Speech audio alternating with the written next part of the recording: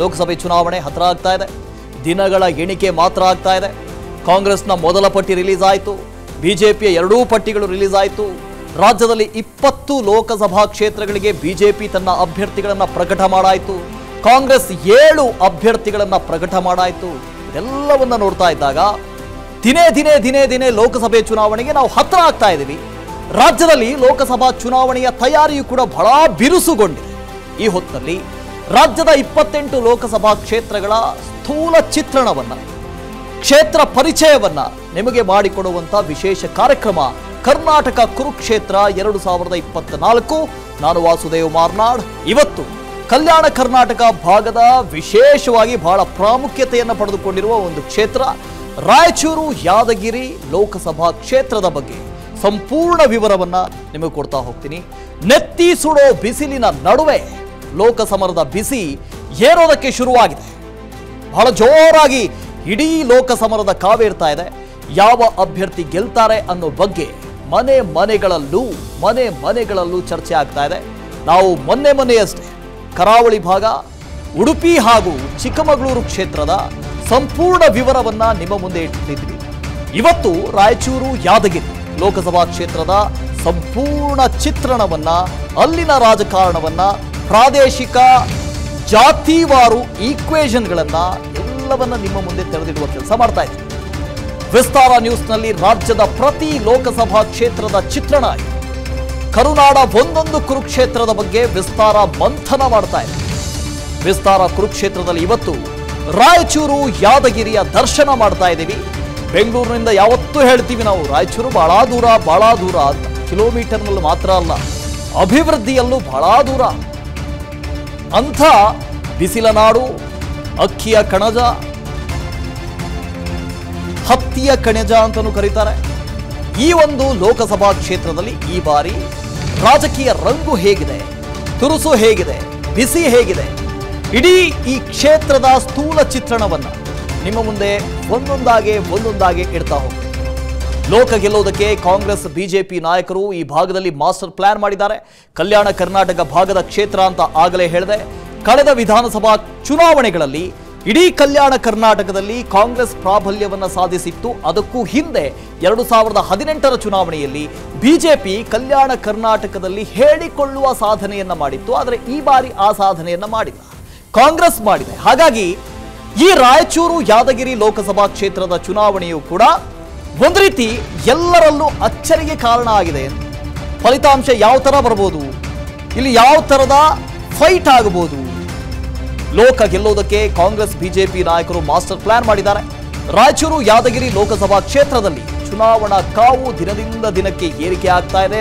ರಣ ಅಂತ ಇದೆ. ಎಸ್ಟಿ ಮೀಸಲಾತಿ ಕ್ಷೇತ್ರ ಇದು. ಕೈ ಕಮಲ ಬಿಗ್ ಫೈಟ್ ನಿರೀಕ್ಷೆ ಇದೆ. ಕೈಕೋಟೆಯಲ್ಲಿ ಮತ್ತೆ ಕಮಲ ಅರಳಿಸಲು ಬಿಜೆಪಿ ನಾಯಕರು ತಂತ್ರ ಹೂಡಿದ್ದಾರೆ. ಮತ್ತೊಮ್ಮೆ ಕ್ಷೇತ್ರವನ್ನ ತೆಕ್ಕೆಗೆ ತೆಗೆದುಕೊಳ್ಳೋದಕ್ಕೆ ಕೈ ನಾಯಕರು ಪ್ರತಿತಂತ್ರವನ್ನ ಹೂಡಿದ್ದಾರೆ. ರಾಜಾ ಅಮರೇಶ್ವರ್ ನಾಯಕ್, ಬಿವಿ ನಾಯಕ್ ಬಿಜೆಪಿಯ ಆಕಾಂಕ್ಷಿಗಳು, ರವಿ ಪಾಟೀಲ್ ಹಾಗೂ ಜಿ ಕುಮಾರ್ ನಾಯಕ್ ಕಾಂಗ್ರೆಸ್ನ ಆಕಾಂಕ್ಷಿಗಳು. ಇದು ಎಸ್ಟಿ ಮೀಸಲು ಕ್ಷೇತ್ರ. ಈ ಕ್ಷೇತ್ರದಲ್ಲಿ 8 ವಿಧಾನಸಭಾ ಕ್ಷೇತ್ರಗಳು ಬರ್ತವೆ. ಆ 8ರ ಪೈಕಿ ಕೇವಲ 2 ಕ್ಷೇತ್ರಗಳಲ್ಲಿ ಮಾತ್ರ ಬಿಜೆಪಿ ಇದೆ. 5 ಕ್ಷೇತ್ರಗಳಲ್ಲಿ ಕಾಂಗ್ರೆಸ್ ಇದ್ರೆ 1 ಕ್ಷೇತ್ರದಲ್ಲಿ ಜೆಡಿಎಸ್. ಆಗಲೇ ನಾನು ಹೇಳಿದೆ, ಇದೊಂದು ರೀತಿ ಕಾಂಗ್ರೆಸ್ನ ಬೆಲ್ಟ್. ಕಲ್ಯಾಣ ಕರ್ನಾಟಕ ಅನ್ನೋದು ಕಾಂಗ್ರೆಸ್ನ ಬೆಲ್ಟ್. ಅದರಲ್ಲೂ ಈ ಹಿಂದೆ ವಿಧಾನಸಭೆ ಚುನಾವಣೆಯಲ್ಲಂತೂ 2023ರ ವಿಧಾನಸಭೆ ಚುನಾವಣೆಯಲ್ಲಿ ಈ ಲೋಕಸಭಾ ಕ್ಷೇತ್ರದ ವ್ಯಾಪ್ತಿಗೆ ಬರುವ 8 ವಿಧಾನಸಭಾ ಕ್ಷೇತ್ರಗಳ ಪೈಕಿ 5 ವಿಧಾನಸಭಾ ಕ್ಷೇತ್ರಗಳನ್ನು ಕಾಂಗ್ರೆಸ್ ಗೆದ್ದುಕೊಂಡಿದೆ. ಕೇವಲ 2 ಕ್ಷೇತ್ರಗಳನ್ನು ಬಿಜೆಪಿ ಗೆದ್ದುಕೊಂಡಿದೆ. 1ರಲ್ಲಿ ಜೆಡಿಎಸ್ ಜಯ ಸಾಧಿಸಿದೆ. ರಾಯಚೂರು ಯಾದಗಿರಿ ಕ್ಷೇತ್ರಗಳಲ್ಲಿ 8 ವಿಧಾನಸಭಾ ಕ್ಷೇತ್ರಗಳು, ಆ ಕ್ಷೇತ್ರಗಳಲ್ಲಿ 5 ಕ್ಷೇತ್ರಗಳು ಕೈ, 2ರಲ್ಲಿ ಮಾತ್ರ ಬಿಜೆಪಿ, 1ರಲ್ಲಿ ಜೆಡಿಎಸ್ ಪಾರುಪತ್ಯ ಇದೆ. ಹಾಗಾಗಿ ಕಾಂಗ್ರೆಸ್ ಒಂದು ರೀತಿ ಭದ್ರ ಬುನಾದಿಯನ್ನ ಈ ಕ್ಷೇತ್ರದಲ್ಲಿ ಹೊಂದಿಕೊಂಡಿದೆ. 2 ಪಕ್ಷಗಳಲ್ಲಿ ಟಿಕೆಟ್ಗಾಗಿ ತಲಾ ಇಬ್ಬರು ಆಕಾಂಕ್ಷಿಗಳಿದ್ದಾರೆ. ಅವರ ಮಧ್ಯೆ ಫೈಟ್ ಆಗ್ತಾ ಇದೆ. ನಿನ್ನೆಯಷ್ಟೇ ಬಿಜೆಪಿಯ ಮೊದಲ ಪಟ್ಟಿ ರಿಲೀಸ್ ಆಯಿತು. ಕರ್ನಾಟಕಕ್ಕೆ ಸಂಬಂಧಪಟ್ಟ ಹಾಗೆ 20 ಅಭ್ಯರ್ಥಿಗಳನ್ನು ಅನೌನ್ಸ್ ಮಾಡಿದ್ರು. ಆ ಪಟ್ಟಿಯಲ್ಲಿ ರಾಯಚೂರು ಯಾದಗಿರಿ ಕ್ಷೇತ್ರದ ಪತ್ತೇನೇ ಇರಲಿಲ್ಲ. ರಾಜಾ ಅಮರೇಶ್ವರ್ ನಾಯಕ್ ಹಾಲಿ ಸಂಸದರು, ಒಂದು ಕಡೆ ವಿರೋಧ ಇದೆ, ಮತ್ತೊಂದು ಕಡೆ ಹೊಸಬರಿಗೆ ಟಿಕೆಟ್ ಕೊಡಬೇಕು ಅಂತ ಇದೆ. ಇಬ್ಬಿಬ್ರು ಆಕಾಂಕ್ಷಿಗಳಿದ್ದಾರೆ. ಬಿಜೆಪಿಯಲ್ಲಿ ಹಾಲಿ ಮತ್ತು ಮಾಜಿ ಸಂಸದರ ಮಧ್ಯೆ ಟಿಕೆಟ್ಗಾಗಿ ಲಾಬಿ ಆಗಿದೆ. ಏನಿದು ಹಾಲಿ ಲಾಬಿ ಅಂತ ಕೇಳಬಹುದು. ಹಾಲಿ ಮಾಜಿ ಬೇರೆ ಏನಲ್ಲ, ಹಾಲಿ ಸಂಸದರಿರೋರು ರಾಜಾ ಅಮರೇಶ್ವರ್ ನಾಯಕ್, BV ನಾಯಕ್ ಅವರು ಕೂಡ ಬಿಜೆಪಿ ಆಕಾಂಕ್ಷಿ. ಈ ಹಿಂದೆ 2019 ಚುನಾವಣೆಯಲ್ಲಿ ರಾಜಾ ಅಮರೇಶ್ವರ್ ನಾಯಕರ ವಿರುದ್ಧವಾಗಿ ಕಾಂಗ್ರೆಸ್ನಿಂದ ಸ್ಪರ್ಧೆ ಮಾಡಿದ್ರು. BV ನಾಯಕ್ ನೋಡಿ, ಇವರು ರಾಜಾ ಅಮರೇಶ್ವರ್ ನಾಯಕ್ ಹಾಲಿ ಸಂಸದರು. ಯಾಕೆ ಇಷ್ಟು ಪ್ರಮಾಣದಲ್ಲಿ ಹೇಳ್ತಾ ಇದ್ದೀನಿ ಅಂದರೆ, ಈ ರಾಯಚೂರು ಅಥವಾ ಕಲ್ಯಾಣ ಕರ್ನಾಟಕ, ಉತ್ತರ ಕರ್ನಾಟಕದ ರಾಜಕಾರಣಗಳು ಮತ್ತು ರಾಜಕಾರಣಿಗಳು ಅವರ ಬಗ್ಗೆ ಹೆಚ್ಚಾಗಿ ಜನರಿಗೆ ಪರಿಚಯ ಇರೋದಿಲ್ಲ, ಮುಖ ಪರಿಚಯ ಇರೋದಿಲ್ಲ. ಅದಕ್ಕೋಸ್ಕರ ಹೇಳ್ತಾ ಇದ್ದೀನಿ. ಅವರು ಆಗಲೇ ನಾವು ತೋರಿಸಿದ್ದು ಹಾಲಿ ಸಂಸದರು ರಾಜಾ ಅಮರೇಶ್ವರ್ ನಾಯಕ್ ಅವರು. BV ನಾಯಕ್ ಅವರು ಈ ಹಿಂದೆ 2019 ಚುನಾವಣೆಯಲ್ಲಿ ರಾಜಾ ಅಮರೇಶ್ವರ್ ನಾಯಕ್ ಅವರ ವಿರುದ್ಧ ಕಾಂಗ್ರೆಸ್ನಿಂದ ಸ್ಪರ್ಧೆ ಮಾಡಿದ್ರು. ಅದಾದ ಬಳಿಕ ಅವರನ್ನ ಮತ್ತೆ ಬಿಜೆಪಿಗೆ ಕರೆತರಲಾಯಿತು. ವಿಧಾನಸಭೆಗೆ ಅವರಿಗೆ ಟಿಕೆಟ್ ಅನ್ನು ಕೂಡ ಕೊಟ್ಟರು, ಅವರು ಸೋತರು. ಈಗ ಯಾರು ಆಕಾಂಕ್ಷಿಗಳು ಅಂದರೆ, ಕಾಂಗ್ರೆಸ್ನಿಂದ ಬಿಜೆಪಿಗೆ ಬಂದಂತ BV ನಾಯಕ್, ಬಿಜೆಪಿಯಲ್ಲೇ ಹಾಲಿ ಸಂಸದರಾಗಿರುವಂತ ಅಮರೇಶ್ವರ್ ನಾಯಕ್, ಈ ಇಬ್ಬರೂ ಕೂಡ ಈಗ ಬಿಜೆಪಿಯ ಟಿಕೆಟ್ ಆಕಾಂಕ್ಷಿಗಳು. ಇಬ್ಬಿಬ್ಬರಿದ್ದಾರೆ, ಕಾಂಗ್ರೆಸ್ನಲ್ಲೂ ಕೂಡ ಇಬ್ಬರಿದ್ದಾರೆ.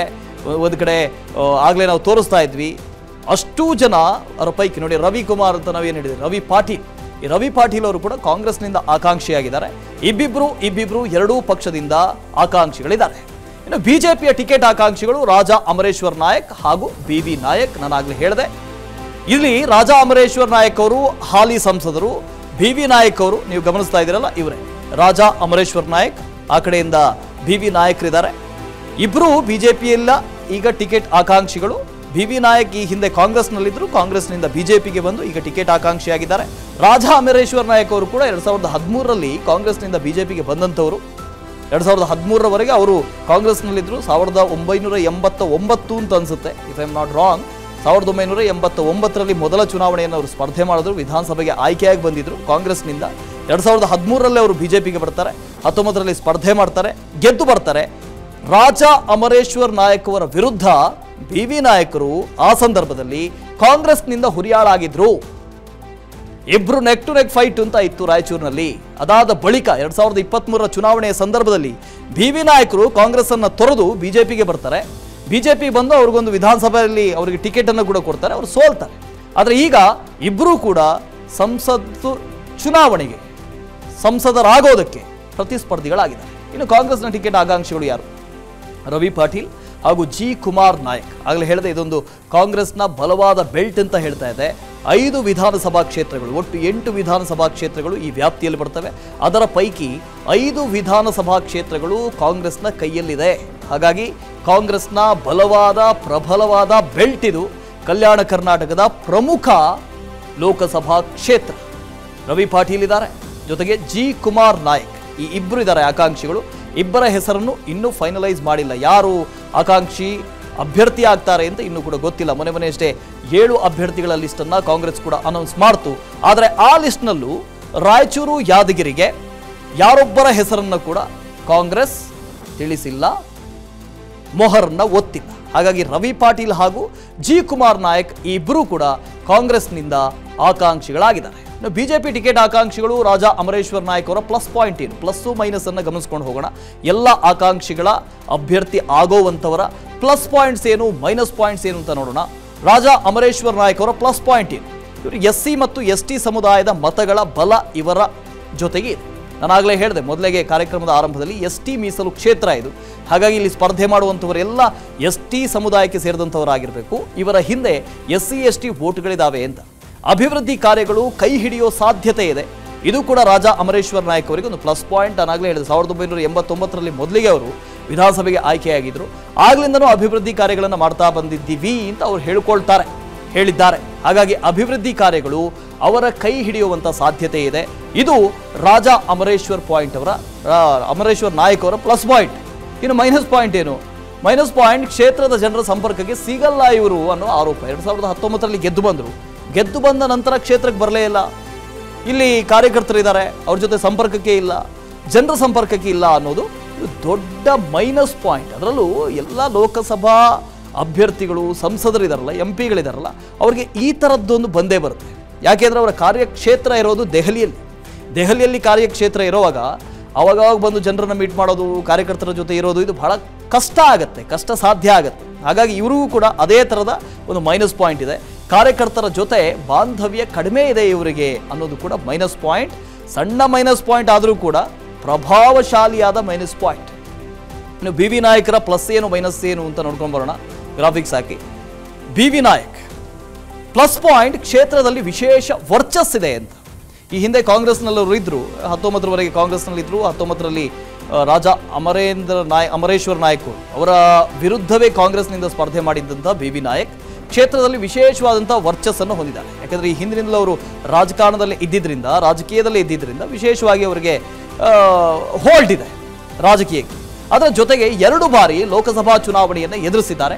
ಆ ಅನುಭವವೂ ಕೂಡ ಅವರಿಗಿದೆ. 2019ರಲ್ಲಿ ಎದುರಿಸಿದ್ರು, ಅದರ ಹಿಂದಿನ ಲೋಕಸಭಾ ಚುನಾವಣೆಯನ್ನು ಕೂಡ ಎದುರಿಸಿದ್ದಾರೆ. ಹಾಗಾಗಿ ಲೋಕಸಭೆ ಚುನಾವಣೆಯನ್ನು ಯಾವ ರೀತಿಯಾಗಿ ಎದುರಿಸಬೇಕು, ಅಲ್ಲಿ ಯಾವ ರೀತಿಯಾಗಿ ನಮಗೆ ನೆಟ್ವರ್ಕ್ ಇರಬೇಕು, ಇದೆಲ್ಲವೂ ಅವ್ರಿಗೆ ಗೊತ್ತಿದೆ, ಎಕ್ಸ್ಪೀರಿಯನ್ಸ್ ಇದೆ. ಬಿ ವಿ ನಾಯಕ್ ಅವರ ಮೈನಸ್ ಪಾಯಿಂಟ್ ಏನು? ಕಾಂಗ್ರೆಸ್ನಿಂದ ಬಿಜೆಪಿಗೆ ಬಂದಿದ್ದಾರೆ ಅನ್ನೋದು ಮೈನಸ್ ಪಾಯಿಂಟ್. ಬಿಜೆಪಿಗೆ ಅವರು ಹೊಸಬರು ಅಂತ ಬಿಜೆಪಿಯ ಕಾರ್ಯಕರ್ತರವ್ರನ್ನ ಒಪ್ಪಿಕೊಳ್ಬೇಕು, ಅಪ್ಪಿಕೊಳ್ಬೇಕಲ್ವಾ? ಮೊನ್ನೆ ಬಂದವರೆಗೂ ಬಿಜೆಪಿಗೆ ಅವ್ನು ಹೆಂಗೆ ಗೆಲ್ಸೋದು ನಾವು? ಈ ಥರವೆಲ್ಲ ಬರ್ತವೆ. ಹಾಗಾಗಿ ಇದು ಕೂಡ ಒಂದು ದೊಡ್ಡ ಮೈನಸ್ ಪಾಯಿಂಟ್. ಬಿಜೆಪಿಯಲ್ಲಿ ಕಾರ್ಯಕರ್ತರು ಇನ್ನೂ ವಿಶ್ವಾಸದಲ್ಲಿ ಇಲ್ಲ. ಮೊನ್ನೆ ಕಾಂಗ್ರೆಸ್ನಿಂದ ಬಂದವರು ಆಗಿರೋದ್ರಿಂದ ಅವ್ರನ್ನ ಹೇಗೆ ನಂಬೋದು, ಹೇಗೆ ವಿಶ್ವಾಸ ಅವ್ರ ಮೇಲೆ ಇರಿಸ್ಕೊಳ್ಳೋದು, ಇದೊಂದು ದೊಡ್ಡ ಮೈನಸ್ ಪಾಯಿಂಟ್ ಆಗುತ್ತೆ ಬಿ ವಿ ನಾಯಕರಿಗೆ. ಇನ್ನು ಕಾಂಗ್ರೆಸ್ನ 2 ಆಕಾಂಕ್ಷಿಗಳಿದ್ದಾರೆ. ಅವರ ಪ್ಲಸ್ಸು ಮೈನಸ್ ಏನು? ಮೊದಲನೇದಾಗಿ ರವಿ ಪಾಟೀಲ್ ಅವರ ಪ್ಲಸ್ ಪಾಯಿಂಟ್ ಏನು? ಲೋಕೋಪಯೋಗಿ ಸಚಿವ ಸತೀಶ್ ಜಾರಕಿಹೊಳಿಯವರ ಅಳಿಯ. ದೊಡ್ಡದಾಯ್ತಲ್ಲ, ದೊಡ್ಡ ಪ್ಲಸ್ ಪಾಯಿಂಟ್ ಇದು. ಸಣ್ಣ ಪ್ಲಸ್ ಪಾಯಿಂಟ್ ಅಲ್ಲ, ದೊಡ್ಡ ಪ್ಲಸ್ ಪಾಯಿಂಟ್. ಸತೀಶ್ ಜಾರಕಿಹೊಳಿಯವರ ಅಳಿಯ ಇವರು. ಹಾಗಾಗಿ ಸತೀಶ್ ಜಾರಕಿಹೊಳಿಯವರು ಕೂಡ ಇವರಿಗೆ ಟಿಕೆಟ್ ಕೊಡಿಸ್ಬೇಕು ಅಂತ ಇದೆ. ಯುವ ನಾಯಕ, ಕ್ಷೇತ್ರದಲ್ಲಿ ಮಿಂಚಿನ ಸಂಚಾರವನ್ನ ಮಾಡ್ತಾ ಇದ್ದಾರೆ. ಪಕ್ಷ ಸಂಘಟನೆಯನ್ನು ಕೂಡ ಮಾಡ್ತಾರೆ.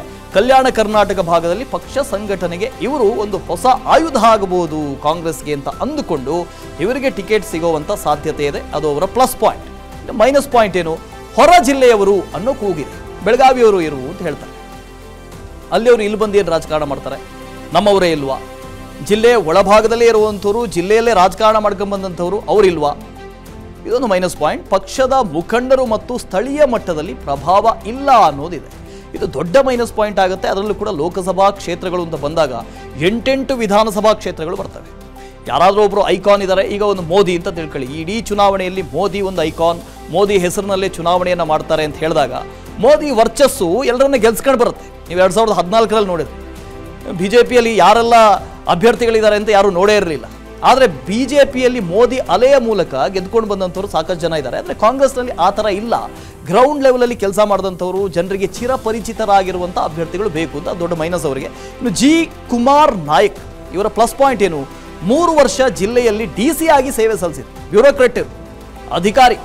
3 ವರ್ಷ ಜಿಲ್ಲೆಯಲ್ಲಿ DC ಆಗಿ ಕೆಲಸ ಮಾಡಿದ್ರು. 7 ವರ್ಷ ಜಿಲ್ಲಾ ಉಸ್ತುವಾರಿ ಕಾರ್ಯದರ್ಶಿಯಾಗಿ ಸೇವೆ ಮಾಡಿದ್ದಾರೆ. ಇದೆಲ್ಲವೂ ಕೂಡ ಬ್ಯೂರೋಕ್ರೆಟ್ ಅನುಭವಗಳು. ಪೊಲಿಟಿಕಲ್ ಅನುಭವ ಬೇರೆ, ಎಕ್ಸ್ಪೀರಿಯನ್ಸ್ ಬೇರೆ, ಬ್ಯೂರೋಕ್ರೆಟಿಕಲ್ ಎಕ್ಸ್ಪೀರಿಯನ್ಸ್ ಬೇರೆ. ನಿವೃತ್ತ IAS ಅಧಿಕಾರಿ ಅನ್ನೋ ಬ್ರ್ಯಾಂಡ್ ನೇಮ್ ಅವರಿಗಿದೆ. ನಾನು IAS ಬರೆದಿದ್ದೆ, ನಾನು ಅಧಿಕಾರಿಯಾಗಿದ್ದೆ, ಬ್ಯೂರೋಕ್ರಸಿ ಅಂದರೆ ಏನು ಅಂತ ಗೊತ್ತು, ಆಡಳಿತ ಅನ್ನೋದು ಏನು ಅಂತ ಗೊತ್ತು, ಹೇಗೆ ಕೆಲಸ ಮಾಡಬೇಕು, ಹೇಗೆ ಕೆಲಸ ಮಾಡಿಸ್ಬೇಕು, ಇದೆಲ್ಲವೂ ನನಗೆ ಗೊತ್ತು, ಪ್ರೊಫೆಷನಲ್ ಅಂತ ಅವ್ರು ಹೇಳ್ತಾ ಇರೋದು. ಅದು ಅವರಿಗೆ ಪ್ಲಸ್ ಪಾಯಿಂಟು ಅಂತ. ಇನ್ನು ಮೈನಸ್ ಪಾಯಿಂಟ್ ಏನು? ಹೊರಗಿನಿಂದ ಬಂದವರು ಅನ್ನೋ ವಾದ ಇದೆ. ಇವರು ಇಲ್ಲಿಯವರಲ್ಲ, ರಾಯಚೂರವರಲ್ಲ, ಯಾದಗಿರಿಯವರಲ್ಲ, ಎಲ್ಲೋ ಬೇರೆ ಕಡೆಯಿಂದ ಬಂದಂಥವ್ರು, ಬೇರೆ ಜಿಲ್ಲೆಯಿಂದ ಬಂದಂಥವ್ರು. ಬೇರೆ ಜಿಲ್ಲೆಯಿಂದ ಬಂದಂಥವ್ರು ನಮ್ಮ ಇಲ್ಲಿ ಯಾಕೆ ಬರಬೇಕು, ಇಲ್ಲಿ ಯಾಕೆ ಇವರು ಅಭ್ಯರ್ಥಿ ಆಗಬೇಕು, ನಮ್ಮವರಿಲ್ವಾ ಅನ್ನೋದು ಜನರಿಗೆ ಬರುತ್ತೆ. ಇನ್ನು IAS ಆಗಿದ್ದವರು, ರಾಜಕಾರಣ ಇವ್ರಿಗೆ ಹೊಸದು. ಅಧಿಕಾರಿ ಬೇರೆ, ಬ್ಯೂರೋಕ್ರೆಟಿಕಲ್ ಪವರ್ಸ್ ಬೇರೆ, ಅಲ್ಲಿ ಆಡಳಿತ ನಡೆಸುವಂಥ ವೈಖರಿ ಬೇರೆ, ಇಲ್ಲಿ ರಾಜಕಾರಣ ಬೇರೆ. ಪ್ರತಿನಿತ್ಯ ನೀವು ಮನೆ ಬಾಗಿಲು ಹೋಗ್ಬೇಕು. ಯಾರೊಬ್ಬ ಕರಿತಾನೆ, ಅಣ್ಣ ನನಗೆ ಇಂಥದ್ದು ಕೆಲಸ ಆಗಿಲ್ಲ, ನೀವು ನಾನು ಓಟ್ ಹಾಕಿದ್ದೀನಿ, ಎಲ್ಲ ಮಾಡಿಕೊಟ್ಟ ನೀನು ಅಂತ ಕೇಳ್ತಾರೆ. ಅದಕ್ಕೆ ಉತ್ತರ ಕೊಡಬೇಕು. ಇದೆಲ್ಲ ದೊಡ್ಡ ಚಾಲೆಂಜ್ ಆಗುತ್ತೆ. ಹಾಗಾಗಿ ಅವರಿಗೆ ಅದು ಒಂದು ದೊಡ್ಡ ಮೈನಸ್ ಪಾಯಿಂಟ್ ಆಗಬಹುದು ಅಂತ. IAS ಆಗಿದ್ದಂಥವರು, ರಾಜಕಾರಣಕ್ಕೆ ಹೊಸಬರು ಅವರು. ಹಾಗಾಗಿ ದೊಡ್ಡ ಮೈನಸ್ ಪಾಯಿಂಟ್ ಅವರಿಗೂ ಕೂಡ ಆಗತ್ತೆ ಅನ್ನೋದು. ಇನ್ನು ಕರ್ನಾಟಕ ಕುರುಕ್ಷೇತ್ರದಲ್ಲಿ ನಾವು ರಾಯಚೂರು ಹಾಗೂ ಯಾದಗಿರಿ ಲೋಕಸಭಾ ಕ್ಷೇತ್ರದ ಬಗ್ಗೆ ಸಂಪೂರ್ಣ ಚಿತ್ರಣವನ್ನು ಕೊಡ್ತಾ ಇದ್ವಿ. ಅಲ್ಲಿನ ಜಾತಿವಾರು ಲೆಕ್ಕಾಚಾರ ಏನು, ಜಾತಿಯ ಈಕ್ವೇಷನ್ಸ್ಗಳು ಏನು, ಅದರ ಬಗ್ಗೆ ಮಾತಾಡ್ತೀನಿ. ರಾಯಚೂರು ಯಾದಗಿರಿ ಲೋಕಸಭಾ ಕ್ಷೇತ್ರದ ಜಾತಿವಾರು ಲೆಕ್ಕಾಚಾರ ಏನು ಅನ್ನೋದನ್ನ ಕ್ವಿಕ್ ಆಗಿ ಹೇಳ್ಬಿಡ್ತೀನಿ ನಾನು. ಇಲ್ಲಿ ಚುನಾವಣೆ ಅಂತ ಬಂದಾಗ ಜಾತಿ ಲೆಕ್ಕಾಚಾರಗಳು ಬಂದೇ ಬರ್ತವೆ. ಅದರ ಮೂಲಕವೇ ಚುನಾವಣೆಯೇ ಎದುರಿಸೋದಕ್ಕೆ ಸಾಧ್ಯ. ಇಲ್ಲಿ ನೀವು ಗಮನಿಸಿ, ಇಡೀ ಕ್ಷೇತ್ರದಲ್ಲಿ SC ST ಮತದಾರರ ಸಂಖ್ಯೆ ಇರೋದು 6.1 ಲಕ್ಷ. 6.1 ಲಕ್ಷ ದೊಡ್ಡ ಪ್ರಮಾಣದಲ್ಲಿ SC ST ಮತಗಳಿದ್ದಾವೆ. ಹಾಗಾಗಿಯೇ ಇದನ್ನು ST ಮೀಸಲು ಕ್ಷೇತ್ರ ಅಂತ ಮಾಡಿರೋದು. ಲಿಂಗಾಯತರು ನೋಡಿ, ಲಿಂಗಾಯತ ಮತಗಳು 3.8 ಲಕ್ಷ ಇದೆ, ಸೆಕೆಂಡ್ ಹೈಯೆಸ್ಟ್ 3.8 ಲಕ್ಷ. ಕುರುಬ 3.1 ಲಕ್ಷ ಇದೆ, ಮುಸ್ಲಿಂ ಮತದಾರರು 3.1 ಲಕ್ಷ ಇದೆ, ಇತರೆ 3.2 ಲಕ್ಷ ಇದೆ. ಇದರಲ್ಲಿ ನೀವು ಅಹಿಂದ ಅಂತ ತಗೊಂಡ್ರೆ ಕುರುಬ, ಮುಸ್ಲಿಂ, ಇತರೆ ಇದು ಇಷ್ಟನ್ನು ನೀವು ಕ್ಯಾಲ್ಕುಲೇಟ್ ಮಾಡಿದ್ರೆ ಮಿನಿಮಮ್ 9.5 ಲಕ್ಷ ಆಗುತ್ತೆ. 9.5 ಲಕ್ಷ. ಲಿಂಗಾಯತ ಹಾಗೂ SC ST ನೀವು ಕ್ಯಾಲ್ಕುಲೇಟ್ ಮಾಡಿದ್ರೆ 10ರಿಂದ 10.5 ಲಕ್ಷದವರೆಗೆ ಬರುತ್ತೆ. ಒಂದು ಕಡೆ SC ST ಮತಗಳನ್ನು ಯಾರು ಕನ್ಸಾಲಿಡೇಟ್ ಮಾಡ್ತಾರೋ, ಅವರ ಕಡೆಗೆ ಪಡೆದುಕೊಳ್ತಾರೋ ಅವರು ಇಲ್ಲಿ ವಿಜಯ ಆಗ್ತಾರೆ. ಜೊತೆಗೆ ಲಿಂಗಾಯತ ಮತಗಳು ಇದು BJPಯ ವೋಟ್ ಬ್ಯಾಂಕ್ ಅಂತ ಹೇಳಲಾಗ್ತಾ ಇದ್ದಂಥ ಮತಗಳು. ಜೊತೆಗೆ ಈ ಕ್ಷೇತ್ರದ ಇತಿಹಾಸವನ್ನು ನೀವು ಗಮನಿಸಿದ್ರೆ ಸ್ವಾತಂತ್ರ್ಯ ನಂತರ ಬರೀ 2 ಬಾರಿ BJP ಗೆದ್ದಿರೋದು. 2009ರ ಚುನಾವಣೆ, ಅದನ್ನು ಹೊರತುಪಡಿಸಿದ್ರೆ 2019ರ ಚುನಾವಣೆ, 2 ಚುನಾವಣೆಯಲ್ಲಿ BJP ಈ ಕ್ಷೇತ್ರವನ್ನು ಗೆದ್ದುಕೊಂಡಿರೋದು. ಸಣ್ಣ ಫಕೀರಪ್ಪ ಅವರಿದ್ದರು, ಅವರು 2009ರ ಚುನಾವಣೆಯಲ್ಲಿ ಗೆದ್ದಿದ್ರು. 2019ರ ಚುನಾವಣೆಯಲ್ಲಿ ರಾಜಾ ಅಮರೇಶ್ವರ ನಾಯಕ್ ಅವರು ಗೆದ್ದರು. ಹಾಗಾಗಿ ಈ ಕಾಸ್ಟ್ ಈಕ್ವೇಷನ್ ಇದೆಯಲ್ಲ, ಇದು ಬಹಳ ಮಹತ್ವವನ್ನು ಪಡೆದುಕೊಳ್ಳುತ್ತೆ. ಇನ್ನು ಮತದಾರರ ವಿವರ ಏನು? ಒಟ್ಟು ಮತದಾರರು ಈ ಕ್ಷೇತ್ರದಲ್ಲಿರೋದು ಬರೋಬ್ಬರಿ 19,52,545 ಮತದಾರರು. ಹತ್ರ 20 ಲಕ್ಷ ದೊಡ್ಡ ಪ್ರಮಾಣದಲ್ಲಿ ಮತದಾರರಿದ್ದಾರೆ. ಅದರಲ್ಲಿ ಪುರುಷರ ಪ್ರಮಾಣ, ಪುರುಷ ಮತದಾರರು 9,70,479 ಮಂದಿ. ಮಹಿಳಾ ಮತದಾರರು 9,82,066 ಮತದಾರರಿದ್ದಾರೆ. ಟೋಟಲ್ ಎಲ್ಲ ಸೇರಿಸಿದ್ರೆ 19,52,545 ಮತದಾರರು ಇಲ್ಲಿದ್ದಾರೆ. ನಾನಾಗಲೇ ಹೇಳಿದೆ, 2009ರಲ್ಲಿ BJP ಗೆದ್ದಿತ್ತು, ಸಣ್ಣ ಫಕೀರಪ್ಪನವರಲ್ಲಿ ಗೆದ್ದಿದ್ರು. 2014ರಲ್ಲಿ ಮೋದಿ ಅಲೆ ಇತ್ತು, 14ರಲ್ಲಿ ಮೋದಿಯವರ ಪ್ರಬಲ ಅಲೆ ಇದ್ದರೂ ಗೆಲ್ಲುವುದಕ್ಕೆ ಸಾಧ್ಯ ಆಗಿರಲಿಲ್ಲ. 2019ರ ಚುನಾವಣೆ ಮತ್ತೆ BJP ಗೆಲ್ತು. ಮೋದಿ ಅಲೆಯಿಂದ ಅಂತ ಕರಿತಿರೋ ಅಥವಾ ಈ ಕಾಸ್ಟ್ ಈಕ್ವೇಷನ್ನಿಂದ ಅಂತ ಕರಿತಿರೋ, ಈ ಜಾತಿ ಲೆಕ್ಕಾಚಾರ, ಜಾತಿಗಳಲ್ಲಿ ಯಾರು ತಮ್ಮ ಪರವಾಗಿ ವಾಲಿಸಿಕೊಳ್ತಾರೋ ಅವರು ಗೆಲ್ಲೋದು ನಿಶ್ಚಿತ ಅಂತ. ಅದಕ್ಕೆ ಏನೆಲ್ಲ ಮಾಡಬೇಕು ಅದನ್ನ ಅಲ್ಲಿ ನಿಂತ್ಕೊಳ್ಳುವಂಥ ಅಭ್ಯರ್ಥಿಗಳು ಮಾಡಲೇಬೇಕು. ಇದು ಈ ಕ್ಷೇತ್ರದ ಸಂಪೂರ್ಣ ಜಾತಿ ಲೆಕ್ಕಾಚಾರ. ಲಿಂಗಾಯತರು 3.8 ಲಕ್ಷ ಮತದಾರರು, ಕುರುಬ 3.1 ಲಕ್ಷ ಮತದಾರರು, ಮುಸ್ಲಿಂ 3.1 ಲಕ್ಷ ಮತದಾರರು, ಇತರೆ 3.2 ಲಕ್ಷ ಮತದಾರರು. ಒಟ್ಟು ಮತದಾರರು 19.5 ಲಕ್ಷದವರೆಗೆ ಬರ್ತದೆ. 19,52,545 ಮತದಾರರು ಈ ಕ್ಷೇತ್ರದಲ್ಲಿದ್ದಾರೆ. ಇಲ್ಲಿ ನೀವು BJPಯ ಸಾಂಪ್ರದಾಯಿಕ ಮತಗಳನ್ನು ಅಂತ ನೀವೆಲ್ಲಾದರೂ ಕ್ಯಾಲ್ಕುಲೇಟ್ ಮಾಡಿದ್ರೆ ಲಿಂಗಾಯತ ಮತದಾರರು ಬರ್ತಾರೆ. ಅದರ ಜೊತೆಗೆ ST SCಯಲ್ಲಿ ಬಲ ಅಂತ ಏನು ಕರಿತೀವಿ ಅದು ಕೂಡ BJPಯ ಈ ಹಿಂದಿನೂ ಸಾಂಪ್ರದಾಯಿಕ ಮತದಾರರು. ಅದರ ಜೊತೆಗೆ ST SCಯ ಎಡ ಮತದಾರರನ್ನು ಕೂಡ ಎಲ್ಲಾದರೂ ಪರಿಗಣಿಸಿದ್ರೆ BJP ಪಡೆದುಕೊಳ್ಳೋದಕ್ಕೆ ಸಾಧ್ಯ ಆದರೆ ಇಲ್ಲಿ ಗೆಲ್ಲಬಹುದು. ಅಥವಾ ಎಂದಿನಂತೆ ಕಾಂಗ್ರೆಸ್ ಬೆಲ್ಟ್ ಆಗಿರೋದ್ರಿಂದ BJP ಸೋಲುವ ಚಾನ್ಸಸ್ ಕೂಡ ಹೆಚ್ಚಾಗಿದೆ. ಇನ್ನು ಕಳೆದ ಚುನಾವಣೆಯನ್ನು ನೋಡೋಣ. 2019ರ ರಾಯಚೂರು ಲೋಕಸಭಾ ಚುನಾವಣೆಯ ಫಲಿತಾಂಶವನ್ನು ಗಮನಿಸಿ. ರಾಜಾ ಅಮರೇಶ್ವರ ನಾಯಕ್ ಅವರು 5,98,337 ಮತಗಳನ್ನು ಪಡೆದಿದ್ದಾರೆ. ಶೇಕಡಾವಾರು ನೋಡಿದ್ರೆ 53.21%. ಸಣ್ಣ ಮಾರ್ಜಿನ್ ಅಲ್ಲ ಇದು. 50%ಗಿಂತ ಹೆಚ್ಚು ಮತ ಪಡೆದಿದ್ದಾರೆ ಅಂತ ಹೇಳಿದ್ರೆ ಅದೊಂದು ದೊಡ್ಡ ಮಾರ್ಜಿನಲ್ಲಿ ಗೆದ್ದಿದ್ದಾರೆ ಅಂತ. 53.21%. ಆ ಕಡೆಯಿಂದ BV ನಾಯಕರು ಕಾಂಗ್ರೆಸ್ನಿಂದ ಸ್ಪರ್ಧೆ ಮಾಡಿದ್ರು, ಈಗ ಅವರು BJPಯಲ್ಲಿದ್ದಾರೆ. ಅವರು ಪಡೆದುಕೊಂಡಿರುವಂತಹ ಮತಗಳು ಪರ್ಸೆಂಟೇಜ್ ಲೆಕ್ಕದಲ್ಲಿ 42%, ಮತಗಳ ಲೆಕ್ಕದಲ್ಲಿ 4,80,751 ಮತಗಳನ್ನು ಪಡೆದಿದ್ದಾರೆ. 42.75% ಮತಗಳನ್ನು ಪಡೆದಿದ್ದಾರೆ. ಗೆಲುವಿನ ಅಂತರ ನೋಡಿ, 1,17,000. 1,17,000 ಲೋಕಸಭಾ ಚುನಾವಣೆಯಲ್ಲಿ ಒಂದು ದೊಡ್ಡ ಮಾರ್ಜಿನ್ ಅದು, 1,17,000. ಆದರೆ ಅದೇ ಮಾರ್ಜಿನನ್ನು ಈಗಲೂ ಉಳಿಸ್ಕೊಳ್ಳೋದಕ್ಕೆ ಸಾಧ್ಯನಾ? BJP ಏನು ಮಾಡ್ತು, ಆ BV ನಾಯಕರನ್ನ ಮತ್ತೆ BJPಗೆ ಕರೆತರುವಂಥ ಕೆಲಸ ಮಾಡ್ತು. ಹಾಗಾಗಿ ಇಬ್ಬರೂ BJPಯಲ್ಲಿ ಈಗ ನಾನು ಕಂಟೆಂಡರು, ನಾನು ಅಭ್ಯರ್ಥಿ ಆಗ್ತೀನಿ ಅಂತ ಜಿದ್ದಿಗೆ ಬಿದ್ದಿದ್ದಾರೆ. ಯಾರಿಗೆ ಟಿಕೆಟ್ ಸಿಗುತ್ತೋ ಗೊತ್ತಿಲ್ಲ. ರಾಜಾ ಅಮರೇಶ್ವರ ನಾಯಕ್ ಅವರಿಗೆ ಟಿಕೆಟ್ ಕೊಟ್ಟರೆ BV ನಾಯಕರು ಎಲ್ಲಾದರೂ ಮುನಿಸನ್ನು ತೋರಿಸ್ತಾರಾ? ಅವರು ಮತ್ತೊಮ್ಮೆ ಕಾಂಗ್ರೆಸ್ ಹೋಗಿ ಸ್ಪರ್ಧೆ ಮಾಡುವಂಥ ಚಾನ್ಸಸ್ ಇದೆಯಾ? ಯಾಕೆಂದರೆ ಕಾಂಗ್ರೆಸ್ ಈಗಾಗಲೇ ಎಲ್ಲ ಅಭ್ಯರ್ಥಿಗಳನ್ನು ಘೋಷಣೆ ಮಾಡದೆ wait and see, wait and watch ಅಂತ ಆ ತಂತ್ರವನ್ನು ಅನುಸರಿಸ್ತಾ ಇದೆ. ನೀವು ಟಿಕೆಟ್ ಕೊಡಲ್ವಾ, ಯಾರು ವಂಚಿತರಾಗಿದ್ದಾರೆ ಅವ್ರನ್ನ ನಮ್ಮ ಪಕ್ಷಕ್ಕೆ ಕರೆತಂದು ಅವರಿಗೆ ನಾವು ಟಿಕೆಟ್ ಕೊಡ್ತೀವಿ ಅಂತ ಕಾಂಗ್ರೆಸ್ ಯೋಚಿಸ್ತಾ ಇದೆ. ಇಷ್ಟಕ್ಕೂ ಅಲ್ಲಿನ ಮತದಾರರು ಏನು ಹೇಳ್ತಾರೆ, ಅವರ ಮನದಾಳ ಏನು, ಮನದಿಂಗಿತ ಏನು ಕೇಳ್ಕೊಂಡು. ಕೆಲವೊಂದಿಷ್ಟು ಅನುದಾನಗಳು ಆಲ್ರೆಡಿ ಬಂದಿವೆ. ಉದಾಹರಣೆಗಿರ್ಬೋದು, ಈಗ ರೈಲ್ವೆ ಸ್ಟೇಷನ್ನಲ್ಲಿ ಲಿಫ್ಟ್ ಆಗ್ತಾ ಇದೆ. ಲಿಫ್ಟ್ಗಳ ತಯಾರಿ ನೋಡ್ತಿರ್ಬೋದು, ತೆಗೆದು ತೋಡಿದ್ದಾರೆ, ಅದೆಲ್ಲ ರನ್ನಿಂಗ್ ಇದೆ. ಇನ್ನು ಹೈಟೆಕ್ ಟಾಯ್ಲೆಟ್ಸ್ಗಳಾಗಿವೆ. ಆಮೇಲೆ ಸ್ಪೆಷಲ್ ಟ್ರೈನ್ಗಳನ್ನು ಬಿಟ್ಟಿದ್ದಾರೆ. ರಾಜಾ ಅಮರೇಶ್ವರ್ ನಾಯಕರು 2019ರಲ್ಲಿ BJPಗೆ ಬಂದಾಗಿನಕ್ಕಿಂತ ಮುಂಚೆ ಅವರು 2 ಬಾರಿ ಸಚಿವರು. ಆಮೇಲೆ ಅವ್ರದ್ದು ಆಡಳಿತ ಮೊದಲಕ್ಕಿಂತನೂ ಸರಿಯಾಗಿದೆ. ಯಾಕಂದ್ರೆ ಅವ್ರದ್ದು ಒಂದು ಏನು ಬುದ್ಧಿವಂತರ ವೇದಿಕೆಯಲ್ಲಿ ಇದ್ದವರು ಅವರೆಲ್ಲ. ಈಗ ಮೋದಿಯವರು ಅನುಷ್ಠಾನಗೊಳಿಸಿರ್ತಕ್ಕಂಥ ಯೋಜನೆಗಳನ್ನು ಸಂಪೂರ್ಣವಾಗಿ ಯಾವತ್ತಿಗೂ ಕೂಡ ಯಾವುದೇ ರಾಜಕಾರಣಿಯಲ್ಲಿ ಪೂರ್ತಿ 100% ಅಂತ ಎಲ್ಲೂ ಇರಲ್ಲ. ಎಲ್ಲಾದರೂ ಒಂದು ಇದು ಜಿಲ್ಲೆ ಮತ್ತು ಯಾದಗಿರಿ ಜಿಲ್ಲೆಯ ಸಂಸದರಾದ ರಾಜಾ ಅಮರೇಶ್ವರ್ ನಾಯಕ್ ಅವರು ಏನು ಹೇಳ್ತಕ್ಕಂಥ ಯಾವ ಕೆಲಸಗಳೇ ಇಲ್ಲ. ಸುಮ್ಮನೆ ಭಾರತ್ ಮಾಲಾ ಯೋಜನೆ ತಂದಿದ್ದೀನಿ, ಅದು ಮೊದಲೇ ಇತ್ತು ಭಾರತ್ ಮಾಲಾ ಯೋಜನೆ, ಅದು ಗಡ್ಕರಿ ಅವರ ಕನಸು. ಆ ಭಾರತ್ ಮಾಲಾ ಯೋಜನೆ ಅವರೇನು ತಂದಿಲ್ಲ, ಏನು ಸಣ್ಣ ಪುಟ್ಟ ಕೆಲಸಗಳು ಮಾಡಿದ್ದಾರೆ, ಹೇಳ್ತಕ್ಕಂಥದ್ದನ್ನಿಲ್ಲ. ಈಗ ಸುಮಾರು 550 ದಿನಗಳು ಸಮೀಪಿಸ್ತಾ ಇದೆ. ನಮ್ಮ ಏನು ರಾಯಚೂರಿಗೆ EMS ಹೋರಾಟ ಬೇಕು, ಕೇಂದ್ರ ಸರ್ಕಾರನೇ ನಮಗೆ ಘೋಷಣೆ ಮಾಡಿದೆ ಮಹತ್ವಾಕಾಂಕ್ಷಿ ಜಿಲ್ಲೆ ಅಂದ್ಬಿಟ್ಟು. ಆ ವಿಷಯವನ್ನು ಇಟ್ಕೊಂಡು ನೀವು ಮಾತಾಡೋಕ್ಕಾಗೋದಿಲ್ಲ. ಸಂಸದರಿಗೆ ಕೇಳ್ತಾ ಇದ್ದೀನಿ, ನೀವೇನು ಪ್ರಹ್ಲಾದ್ ಜೋಶಿಗೆ ಭಯ ಬೀಳ್ತೀರಾ? ನಿಮಗೂ ಭಯ ಇದೆಯಾ ಪ್ರಹ್ಲಾದ್ ಜೋಶಿ ಬಗ್ಗೆನಾ? ದುರ್ಬಲ ಮುಖ್ಯಮಂತ್ರಿ ಇದ್ದರು ಬಸವರಾಜ ಬೊಮ್ಮಾಯಿಯವರು, ನೇರವಾಗಿ ಹೇಳಿದ್ದೀವಿ, ನಾವು ನೇರವಾಗಿ ಹೇಳ್ತಾ ಇದ್ದೀವಿ, ಇವತ್ತು ಹೇಳ್ತೀವಿ. ಪ್ರಹ್ಲಾದ್ ಸಂಸದರು ಅಮರೇಶ್ ನಾಯಕ್ ಸಾಹೇಬರು ಒಳ್ಳೆ ಕೆಲಸಗಳು ಭಾಳ ಕೆಲಸ ಮಾಡ್ಯಾರ. ಮತ್ತು ಅಭಿವೃದ್ಧಿ ಮೊದಲೇ MP ಅಂತ ಯಾರು ಗೊತ್ತಿದ್ದಿಲ್ಲ ಆ ಕಾಲದಾಗ. ಬರೀ MP ಫಂಡು ಬರೀ ರೋಡ್ಗೆ ಸುಮ್ಮನೆ ಮೊರಮ್ ಹಾಕಿ ಅವು ಹಾಕಿ ಇದು ಮಾಡಿದ್ರು ರೋಡ್ಗೆ. ಈ ಸಾರು MP ಸಾಹೇಬರು ಬಂದಮೇಲೆ ಬರೀ ಗುಡಿಗೆ ಸ್ಕೂಲ್ ಬಿಲ್ಡಿಂಗು, ಹಾಸ್ಪಿಟ್ಲು, ಈ ಟೈಪು ಎಲ್ಲ ಅನುದಾನ ವೇಸ್ಟ್ ಮಾಡಿಲ್ಲ ಈ MP ಸಾಹೇಬ್ ಬಂದ ಮೇಲಿಂದ. ನ್ಯಾಷನಲ್ ಹೈವೇ ರೋಡ್ ಮಾಡ್ಯಾರ. ಅವ್ರು ಅನುದಾನದಾಗ ಹಾಸ್ಪಿಟಲ್ ಆಂಬುಲೆನ್ಸ್ ಕೊಟ್ಟರು ಸಾಹೇಬರು, ರೊಕ್ಕ ವೇಸ್ಟ್ ಮಾಡಿಲ್ಲ. ಹ್ಯಾಂಡಿಕ್ಯಾಪ್ಗಳಿಗೆ ಗಾಡಿ ಕೊಟ್ಟರು ಆಫೀಸ್ಗೆ. ಮತ್ತು ಅವರು MP ಲ್ಯಾಂಡ್ದಾಗ ಅವರು ಸರ್ ಮೋದಿ ಅವರು ಅಟೆಂಡೆನ್ಸ್ ಅವ್ರದ್ದು 90% ಅಟೆಂಡೆನ್ಸ್ ನೋಡಿ ಕ್ವಶನ್ ಜಾಸ್ತಿ ಕೇಳಿದ್ರ ಸೊಲೆಗೆ MP ಲ್ಯಾಂಡ್ದಾಗ 10 ಕೋಟಿ ಅನುದಾನ ಸ್ಪೆಷಲ್ ಗ್ರಾಂಟ್ ಕೊಟ್ಟರು ಸರ್ MP ಸಾಹೇಬ್ರಿಗೆ.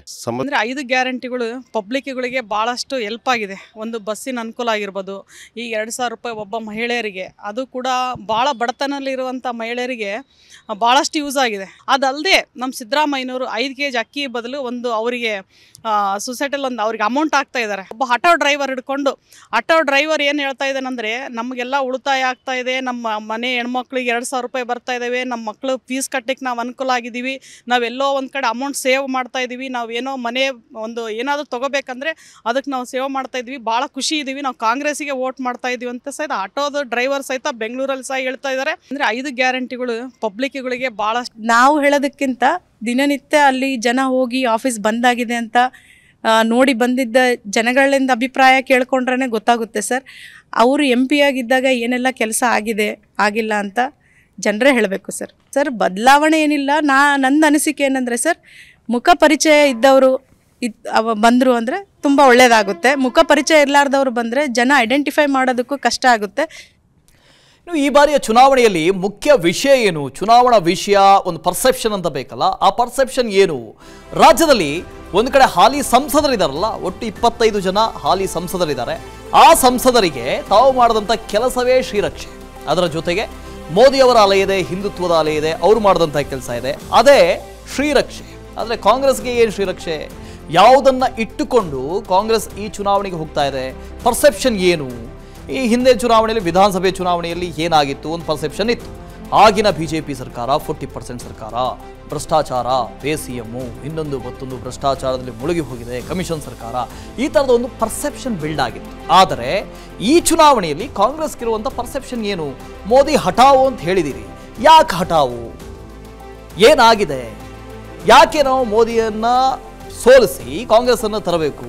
ಈ ಥರದೊಂದು ಪರ್ಸೆಪ್ಷನ್ ಇನ್ನೂ ಕೂಡ ಬಿಲ್ಡ್ ಆಗಿಲ್ಲ ಅಂತ. ಅದರ ಬದಲಾಗಿ ಕಾಂಗ್ರೆಸ್, ಅದರಲ್ಲೂ ರಾಜ್ಯದ ಕಾಂಗ್ರೆಸ್, ಪಂಚ ಗ್ಯಾರಂಟಿಗಳನ್ನು ನೆಚ್ಚಿಕೊಂಡಿದೆ.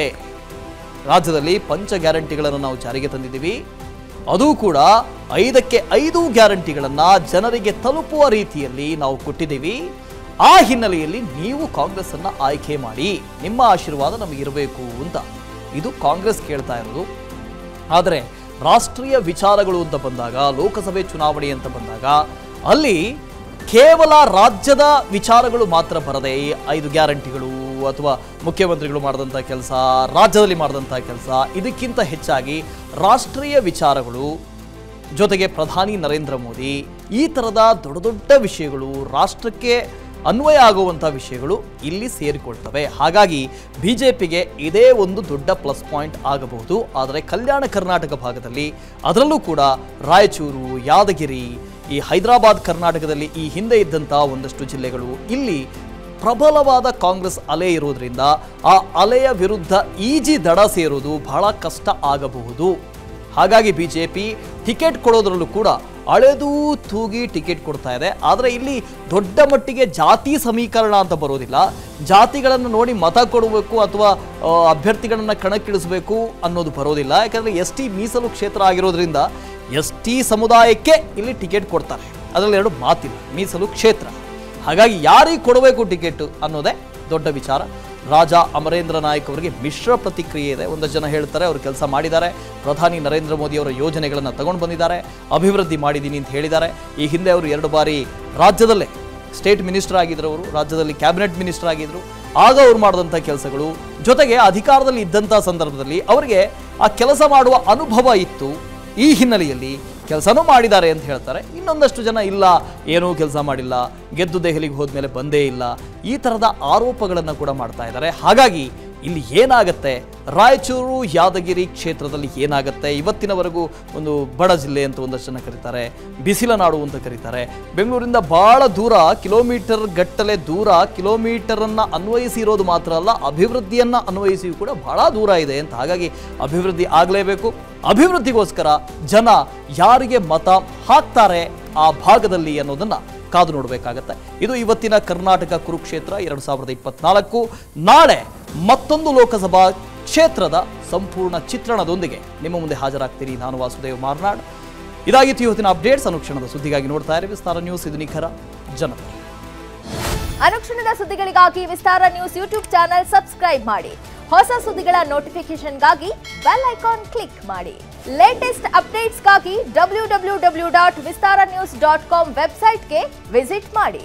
ಅಂಗೈಯಲ್ಲೇ ಜಗತ್ತಿನ ಸುದ್ದಿ ತಿಳಿಯಲು ವಿಸ್ತಾರ ನ್ಯೂಸ್ ಕನ್ನಡ ಆಪ್ ಡೌನ್ಲೋಡ್ ಮಾಡಿ.